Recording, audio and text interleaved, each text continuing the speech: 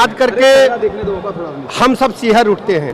संविधान को तार तार किया था, लोकतंत्र की हत्या करने का प्रयास किया था। संविधान को खत्म करने का काम, मौलिक अधिकारों को खत्म करने का काम कांग्रेस के द्वारा किया गया था।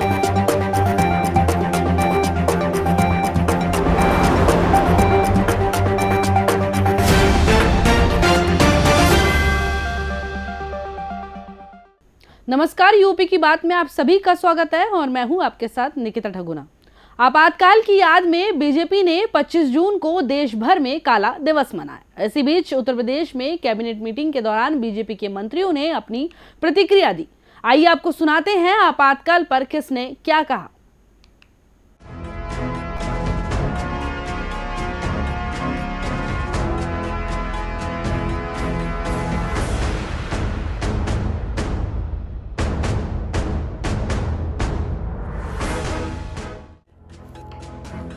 25 जून 1975 में हुई इमरजेंसी को आज पूरे 50 साल हो गए।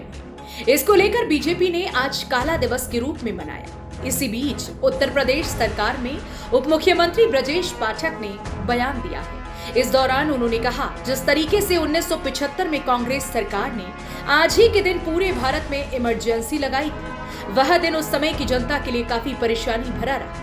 उस पर आज पूरे भारतवर्ष में अलग अलग जगहों पर भारतीय जनता पार्टी के सभी कार्यकर्ता इस दिन को काला दिवस के रूप में मना रहे हैं। उन्होंने आगे कहा कि कांग्रेस सरकार को आज के दिन सभी देशवासियों से माफी मांगनी चाहिए।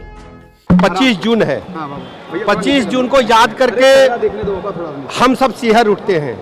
आज ही के दिन 1975 में देश में आपातकाल की घोषणा कांग्रेस पार्टी ने किया था और वो संविधान को पूरी तरह से धूल धूसरित करने का काम कांग्रेस पार्टी के नेताओं ने किया था।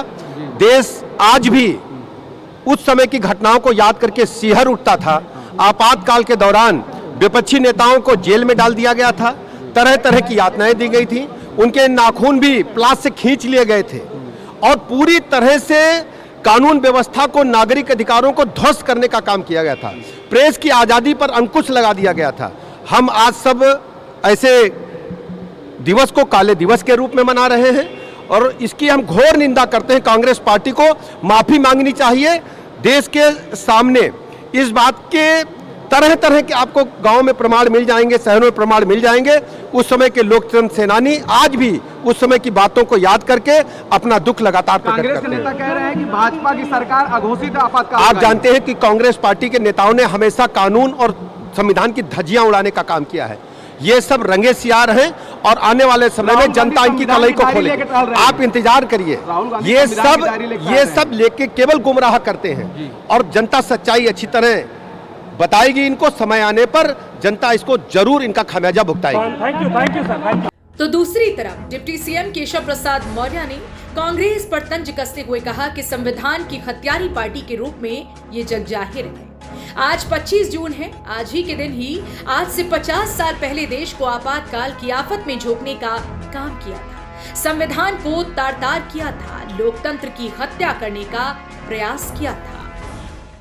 जो संविधान की हत्यारी पार्टी के रूप में जगजाहिर है, आज 25 जून है। आज के दिन ही, आज से 50 साल पहले देश को आपातकाल की आफत में झोंकने का काम किया था।